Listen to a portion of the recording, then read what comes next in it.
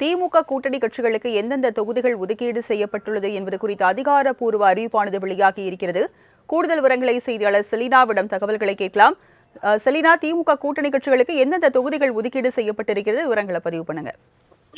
திமுக கூட்டணி கட்சிகளில் இடம்பெற்றிருக்கக்கூடிய கட்சிகளுக்கான அந்த எந்தெந்த தொகுதிகள் யார் யாருக்கு வழங்கப்பட்டிருக்கிறது என்பது தொடர்பான பட்டியலை திமுக சார்பில் தற்பொழுது வெளியிடப்பட்டிருக்கிறது. அதில் குறிப்பாக திமுக கூட்டணியில் காங்கிரஸ் 28 தொகுதிகள் என்பது வழங்கப்பட்டிருக்கக்கூடிய நிலையில், குறிப்பாக பொன்னேரி தனித்தொகுதி, அதே போல திருப்பெரும்புத்தூர் தனித்தொகுதி, அதே போல சோளிங்கர், உதகமண்டலம், ஈரோடு கிழக்கு, அறந்தாங்கி, கடலூர், மயிலாடுதுறை, காரைக்குடி, சிவகாசி, அதே போல திருவாடனை, நாங்குநதி, குளச்சல், விளவங்கோடு, கிள்ளியூர், வேலுச்சேரி, ஊத்தங்கரை தனித்தொகுதி, துறையூர் தனித்தொகுதி, அதே போல கவுண்டம்பாளையம், ஆத்தூர் தனித்தொகுதி, பெண்ணாகரம், சிங்காநல்லூர், அம்பாசமுத்திரம், அதே போல கிருஷ்ணகிரி, உசிலம்பட்டி, சங்கரன் கோயில், மேலூர் உள்ளிட்ட தொகுதிகள் என்பது 28 தொகுதிகள் காங்கிரசுக்கு வழங்கப்பட்டிருக்கிறது. இந்திய கம்யூனிஸ்ட் கட்சியை பொறுத்தவரையிலும் தளி, திருக்கரைப்பூண்டி, அதே போல ஸ்ரீவில்லிபுத்தூர், திருப்பூர் வடக்கு, பவானிசாகர் ஆகிய தொகுதிகள் என்பது வழங்கப்பட்டிருக்கிறது. இந்திய கம்யூனிஸ்ட் கட்சிக்கு 3 தனி தொகுதிகள் வழங்கப்பட்டிருக்கிறது. அதே போல இந்திய கம்யூனிஸ்ட் கட்சி, மார்க்சிஸ்ட் கம்யூனிஸ்ட் கட்சியை பொறுத்தவரையிலும் கீழ்வேலூர் உள்ளிட்ட தொகுதிகள் வழங்கப்பட்டிருக்கிறது. கீழ்வேலூர் தனித்தொகுதி, கந்தர்வக்கோட்டை தனித்தொகுதி, பாபநாசம், பழனி, திருவொற்றியூர் ஆகிய தொகுதிகள் என்பது வழங்கப்பட்டிருக்கிறது. குறிப்பாக இந்திய கம்யூனிஸ்ட் கட்சி, மார்க்சிஸ்ட் கம்யூனிஸ்ட் கட்சியை பொறுத்தவரையிலும் சென்னையில் ஒரு தொகுதி கேட்கப்பட்டு வந்த நிலையில் திருவொற்றியூர் தொகுதியை மார்க்சிஸ்ட் கம்யூனிஸ்ட் கட்சிக்கு வழங்கப்பட்டிருக்கிறது. விடுதலை சிறுத்தைகள் கட்சிக்கு 8 தொகுதிகள் ஒதுக்கப்பட்டிருக்கக்கூடிய நிலையில் 8 தொகுதிகளாக காட்டுமன்னார் கோயில், அதே போல செய்யூர் ஆகிய 2 தனித்தொகுதிகள், திருப்போரூர், அதே போல அரக்கோணம், திண்டிவனம், பெரியகுளம், கள்ளக்குறிச்சி, பண்ருட்டி ஆகிய தொகுதிகள் என்பது வழங்கப்பட்டிருக்கிறது. மதிமுகவை பொறுத்தவரையிலும் 3 தொகுதிகளில் உதயசூரியன் சின்னத்தில் போட்டியிடுகிறது. ஒரு தொகுதியில் தனி சின்னத்தில் போட்டியிட இருக்கிறது. அதில் குறிப்பாக மொடக்குறிச்சி, மதுரை மேற்கு, கடையநல்லூர், சீர்காழி தனித்தொகுதி என்பது வழங்கப்பட்டிருக்கிறது. சீர்காழி தனித்தொகுதியை பொறுத்தவரையிலும் தனி சின்னத்தில் போட்டியிடுகிறது. 3 தொகுதிகள் மொடக்குறிச்சி, மதுரை மேற்கு, கடையநல்லூர் ஆகிய 3 தொகுதிகளில் உதயசூரியன் சின்னத்தில் போட்டியிட இருக்கிறது. தேமுதிகவை பொறுத்தவரையிலும் திமுக கூட்டணியில் இந்த முறை கூட்டணி அமைத்திருக்கக்கூடிய நிலையில் 10 தொகுதிகள் அவர்களுக்கு வழங்கப்பட்டிருக்கிறது. அந்த 10 தொகுதிகள் என்பது விருதாச்சலம், விருதுநகர், தர்மபுரி, குடியாத்தம், சேலம் மேற்கு, போரூர், அதே போல பல்லாவரம், திருத்தணி, ஓமலூர், சேலம் ஆகிய 10 தொகுதிகள் என்பது வழங்கப்பட்டிருக்கிறது. தேமுதிகவை பொறுத்தவரையிலும் விருதாச்சலம், விருதுநகர் உள்ளிட்ட தொகுதிகளை தொடர்ச்சியாக வேண்டும் என்று பல்வேறு கோரிக்கைகள் என்பது முன்வைக்கப்பட்டிருந்தது. பேச்சுவார்த்தையும் தொடர்ந்து வந்த நிலையில் இந்த 2 தொகுதிகளும் தேமுதிகவிற்கு வழங்கப்பட்டிருக்கிறது. குறிப்பாக விருதாச்சலம், விருதுநகர், தர்மபுரி, குடியாத்தம், சேலம் மேற்கு, போரூர், பல்லாவரம், திருத்தணி, ஓமலூர், சேலம், மயிலம் ஆகிய தொகுதிகள் என்பது வழங்கப்பட்டிருக்கிறது. குறிப்பாக பல்லாவரம் தொகுதி, சென்னையில் ஒரு தொகுதி வேண்டும் என்ற அடிப்படையில் கோரிக்கை முன்வைக்கப்பட்டிருந்த நிலையில் புறநகர் சென்னையாக இருக்கக்கூடிய பல்லாவரம் தொகுதி என்பது வழங்கப்பட்டிருக்கிறது. இந்தியன் யூனியன் முஸ்லீம் லீக் கட்சியை பொறுத்தவரையிலும் 2 தொகுதிகள் என்பது ஒதுக்கீடு செய்யப்பட்டிருக்கக்கூடிய நிலையில் பாபநாசம், வாணியம்பாடி ஆகிய தொகுதிகள் என்பது ஒதுக்கீடு செய்யப்பட்டிருக்கிறது. கொங்குநாடு மக்கள் தேசிய கட்சியை பொறுத்தவரையிலும் 2 தொகுதிகளில் உதயசூரியன் சின்னத்தில் போட்டியிட இருக்கக்கூடிய நிலையில் திருச்செங்கோடு, பொள்ளாச்சி ஆகிய 2 தொகுதிகள் என்பது ஒதுக்கீடு செய்யப்பட்டிருக்கிறது. மனிதநேய மக்கள் கட்சியை பொறுத்தவரையிலும் 2 தொகுதிகள் ஒதுக்கீடு செய்யப்பட்டிருக்கக்கூடிய நிலையில் உதயசூரியன் சின்னத்தில் 2 தொகுதிகளிலும் போட்டியிட இருக்கிறது. அதிலும் குறிப்பாக நாகப்பட்டினம், மணப்பாறை ஆகிய தொகுதிகள் என்பது வழங்கப்பட்டிருக்கிறது. முக்குளத்தூர் புலிப்படை உதயசூரியன் சின்னத்தில் போட்டியிட இருக்கக்கூடிய நிலையில் சிவகங்கை தொகுதி என்பது வழங்கப்பட்டிருப்பதாக தெரிவிக்கப்பட்டிருக்கிறது. மனிதநேய ஜனநாயக கட்சியை பொறுத்தவரையிலும் அதுவும் உதயசூரியன் சின்னத்தில் ஒரு தொகுதியில் போட்டியிட இருக்கிறது. சிதம்பரம் தொகுதி என்பது போட்டியிட இருப்பதாக தெரிவிக்கப்பட்டிருக்கிறது. SDPI கட்சியை பொறுத்தவரையிலும் உதயசூரியன் சின்னத்தில் போட்டியிட இருக்கக்கூடிய நிலையில் நன்னிலம் தொகுதி என்பது அவர்களுக்கு வழங்கப்பட்டிருக்கிறது. தமிழர் தேசம் கட்சியை பொறுத்தவரையிலும் அதுவும் உதயசூரியன் சின்னத்தில் போட்டியிட இருக்கக்கூடிய நிலையில் நத்தம் தொகுதி என்பது அவர்களுக்கு வழங்கப்பட்டிருப்பதாக தெரிவிக்கப்பட்டிருக்கிறது. குறிப்பாக திமுக கூட்டணியில் 70 தொகுதிகள் கூட்டணி கட்சிகளுக்கு வழங்கப்பட்டிருக்கக்கூடிய நிலையில் அந்த 70 தொகுதிகள் எந்தெந்த தொகுதிகள் என்பது தொடர்பான பட்டியலை திமுக அதிகாரப்பூர்வமாக வெளியிட்டிருக்கிறது. அதில் 11 தொகுதிகளில் திமுக கூட்டணி கட்சிகள் இருக்கக்கூடிய கட்சிகள் உதயசூரியன் சின்னத்தில் போட்டியிட இருக்கிறது. அது தொடர்பாகவும் தனித்தனியாக அறிக்கை என்பது வெளியிடப்பட்டிருக்கிறது. குறிப்பாக திமுக கூட்டணியில் இருக்கக்கூடிய கட்சிகளுக்கு 70 தொகுதிகள் போட்டியிடக்கூடிய கட்சிகள் எந்தெந்த தொகுதிகளில் போட்டியிட இருக்கிறது என்பது தொடர்பான பட்டியலை திமுக அதிகாரப்பூர்வமாக வெளியிட்டிருக்கிறது. குறிப்பாக 22ஆம் தேதி, கடந்த பிப்ரவரி 22ஆம் தேதி முதல் திமுக கூட்டணி கட்சி பேச்சுவார்த்தையுடன் எந்தெந்த தொகுதிகள் யார் யாருக்கெல்லாம் வழங்கப்பட்டிருக்கிறது என்பது தொடர்பான தொகுதிகளுக்கான தொகுதி பங்கீடு பேச்சுவார்த்தை என்பது நடந்து வந்த நிலையில் தற்பொழுது அந்தந்த கட்சிகளுக்கு என்னென்ன தொகுதிகள் வழங்கப்பட்டிருக்கிறது என்பது தொடர்பான பட்டியலை வெளியிட இருக்கிறது.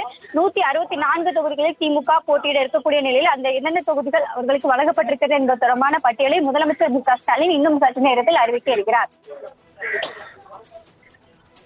செலினா, தற்போது கூட்டணி கட்சிகளுக்கு ஒதுக்கப்பட்ட தொகுதிகளானது அறிவிக்கப்பட்டிருக்கிறது. வேட்பாளர்கள் எப்போது அறிவிக்கப்பட இருக்கிறது? திமுகவை பொறுத்தவரைக்கும் அவர்களுடைய தொகுதி குறித்த அறிவிப்பு எப்போது வெளியாக இருக்கிறது? இன்னும் சற்று நேரத்தில் முதலமைச்சர் மு க ஸ்டாலின் அண்ணா அறிவாலயம் வர இருக்கிறார். அண்ணா அறிவாலயத்தில் திமுக சார்பில் போட்டியிட இருக்கக்கூடிய 164 கட்சிகள் 64 தொகுதிகளும் அந்த தொகுதிகளில் வேட்பாளர்கள் யார் யாரெல்லாம் இறங்க இருக்கிறார்கள் என்பது தொடர்பான பட்டியலை முதலமைச்சர் மு க ஸ்டாலின் அவர் செய்தியாளர் சந்திப்பின் வாயிலாக வாசிக்க இருப்பதாக தெரிவிக்கப்பட்டிருக்கிறது. அதற்கு முன்னதாக திமுக கூட்டணியில் அங்கம் வகிக்கக்கூடிய 13 கட்சிகளுக்கான ஒதுக்கப்பட்டிருக்கக்கூடிய தொகுதிகள் 70 தொகுதிகள் என்னென்ன தொகுதிகள் என்பது தொடர்பான பட்டியலை திமுக அதிகாரப்பூர்வமாக அறிக்கையாக வெளியிடப்பட்டிருக்கிறது. ஏற்கனவே கடந்த ஒரு வார காலமாகவே கூட்டணி தொகுதிக்குள்ளாக இழுபறி நீட்டித்து வந்ததாக பல்வேறு தகவல் வெளியாகி வந்த நிலையில் தொடர் பேச்சுவார்த்தைக்கு பிறகாக தற்பொழுது 70 தொகுதிகள் எந்தெந்த கட்சிகளுக்கு எந்தெந்த தொகுதிகள் வழங்கப்பட்டிருக்கிறது என்பது தொடர்பான அந்த பட்டியல் என்பது வெளியாகி இருக்கிறது. இன்னும் சற்று நேரத்தில் திமுக சார்பில் போட்டியிட இருக்கக்கூடிய 164 தொகுதிகள் என்னென்ன, அந்த தொகுதிகளில் யார் யாரெல்லாம் வேட்பாளர்களாக போட்டியிட இருக்கிறார்கள் என்பது தொடர்பாக முதலமைச்சர் மு க ஸ்டாலின் செய்தியாளர் சந்திப்பின் வாயிலாக அறிவிக்க இருக்கிறார். குறிப்பாக திமுக கூட்டணியில் காங்கிரசுக்கு 28 தொகுதிகள் வழங்கப்பட்டிருக்கக்கூடிய நிலையில் அந்த 28 தொகுதிகள் என்னென்ன என்பது தொடர்பான பட்டியல் என்பது வெளியாகி இருக்கிறது. குறிப்பாக கடந்த முறை போட்டியிட்டு இருந்த தொகுதிகளில் 16 தொகுதிகள் என்பது வழங்கப்பட்டிருக்கக்கூடிய நிலையில்தான் அந்த தொகுதிகள் எந்தெந்த தொகுதிகள் என்பது தொடர்பான பட்டியல் என்பது வெளியிடப்பட்டிருக்கிறது. தொடர் பேச்சுவார்த்தைக்கு பிறகாக காங்கிரசுக்கு 28 தொகுதிகள் எந்தெந்த தொகுதிகள் என்பது தொடர்பான பட்டியல் என்பது வெளியாகி இருக்கிறது. இந்திய கம்யூனிஸ்ட் கட்சியை பொறுத்தவரையிலும் அவர்கள் கடந்த முறை போட்டியிட்டதை விட ஒரு தொகுதிகள் குறைவாக பெற்று 5 தொகுதிகளில் போட்டியிட இருக்கக்கூடிய நிலையில் அந்த 5 தொகுதிகள் பெயர் பட்டியல் என்பது வெளியிட்டிருக்கிறது. 3 தனி தொகுதிகள் என்பது அவர்களுக்கு வழங்கப்பட்டிருக்கிறது. 2 தொகுதிகள் பொது தொகுதிகள் வழங்கப்பட்டிருப்பதாக கூறப்படுகிறது. அதே போல மார்க்சிஸ்ட் கம்யூனிஸ்ட் கட்சியை பொறுத்தவரையிலும் சென்னையில் ஒரு தொகுதி வேண்டும், அதே போல கோவை, திருப்பூர் ஆகிய தொகுதிகள் வழங்க வேண்டும் என்ற கோரிக்கை என்பது முன்வைக்கப்பட்டிருந்தது. கடந்த முறை போட்டியிட்டு வெற்றி பெற்றிருந்த 2 தொகுதிகள் என்பது இந்த முறையும் வேண்டும் என்று கேட்கப்பட்டிருந்த நிலையில் கீழ்வேலூர், கந்தரவக்கோட்டை அவர்களுக்கு வழங்கப்பட்டிருக்கிறது. பாபநாசம், பழனி, அதே போல சென்னையில் ஒரு தொகுதி என திருவொற்றியூர் தொகுதி என்பது அவர்களுக்கு வழங்கப்பட்டிருக்கிறது. விடுதலை சிறுத்தைகள் கட்சியை பொறுத்தவரையிலும் தொடர்ந்து 8 தொகுதிகள் வழங்கப்பட்டிருக்கக்கூடிய நிலையில் அந்த 8 தொகுதிகளில் 6 தொகுதிகள் என்பது தனி தொகுதியும் 2 தொகுதிகள் பொது தொகுதி என்பது வழங்கப்பட்டிருக்கக்கூடிய நிலையில் அதற்கான பட்டியலும் வெளியிடப்பட்டிருக்கிறது. குறிப்பாக காட்டுமன்னார் கோயில், செய்யூர், திருப்போரூர், அரக்கோணம், திண்டிவனம், பெரியகுளம், கள்ளக்குறிச்சி, பண்ருட்டி ஆகிய தொகுதிகள் என்பது வழங்கப்பட்டிருக்கிறது. மதிமுகவை பொறுத்தவரையிலும் கடந்த முறை 6 தொகுதிகளில் போட்டியிட்டு இருந்த நிலையில் இந்த முறை 4 தொகுதிகளில் போட்டியிட இருக்கிறது. அதிலும் 3 தொகுதிகளில் உதயசூரியன் சின்னத்தில் போட்டியிட இருக்கிறது. 1 தனி சின்னத்தில் போட்டியிடக்கூடிய நிலையில் சீர்காழி தனி தொகுதியாக போட்டியிட இருக்கிறது, தனி சின்னத்தில் போட்டியிட இருக்கிறது. மொடக்குறிச்சி, மதுரை மேற்கு, கடையநல்லூர் ஆகிய 3 தொகுதிகளை பொறுத்தவரையிலும் திமுக சார்பு உதயசூரியன் சின்னத்தில் மதிமுக போட்டியிட இருக்கிறது. தேமுதிகவை பொறுத்தவரையிலும் இந்த சட்டமன்ற தேர்தலில் தான் திமுக கூட்டணியில் இடம்பெற்றிருக்கிறது. அவர்களுக்கான 10 தொகுதியும் அதே போல மாநிலங்களவை ஒரு இடம் என்பது வழங்கப்பட்டு முதலமைச்சர் முன்னிலையில் கையெழுத்து இடப்பட்டிருந்த நிலையில் அந்த தொகுதிகள் பட்டியல் என்பது தற்போது வெளியிடப்பட்டிருக்கிறது. குறிப்பாக விருதாச்சலம், விருதுநகர், தர்மபுரி, குடியாத்தம், சேலம் மேற்கு, போரூர், பல்லாவரம், அதே போல திருத்தணி, ஓமலூர், மயிலம் ஆகிய தொகுதிகள் என்பது வழங்கப்பட்டிருக்கிறது. குறிப்பாக சென்னையில் ஒரு தொகுதி வேண்டும் என்றும் கேட்கப்பட்டிருந்தது. அதிலும் குறிப்பாக விருகம்பாக்கம் தொகுதி வேண்டும் என்று தேமுதிக கேட்கப்பட்டிருந்த நிலையில் புறநகர் சென்னையாக இருக்கக்கூடிய பல்லாவரம் தொகுதி என்பது வழங்கப்பட்டிருக்கிறது. குறிப்பாக தேமுதிக 2021ஆம் ஆண்டு வெற்றி பெற்ற தொகுதிகளின் பட்டியலில் இருக்கக்கூடிய பட்டியலை தான் இந்த முறை தேமுதிக திமுகவிடம் வழங்கியிருந்தது. அதில் ஒரு சில தொகுதிகள் மட்டும் திமுகவிடம் இருந்து பெறப்பட்டு அந்த தொகுதிகள் என்பது வழங்கப்பட்டிருக்கிறது. அதே போல இந்தியன் யூனியன் முஸ்லீம் லீக் கட்சியை பொறுத்தவரையிலும் பாபநாசம், வாணியம்பாடி ஆகிய தொகுதிகள் என்பது வழங்கப்பட்டிருக்கிறது. அவர்கள் வேணி சின்னத்தில் 2 தொகுதிகளில் போட்டியிட இருக்கிறார்கள்.